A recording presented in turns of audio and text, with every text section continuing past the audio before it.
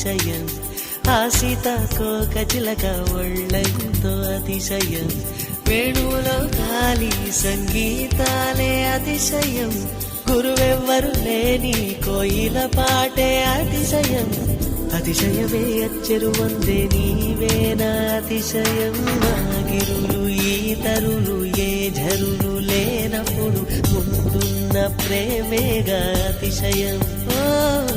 16 ప్రయాణ పరువల్లో అందరికీ పుట్టేటి ప్రేమేగా అతిశయం.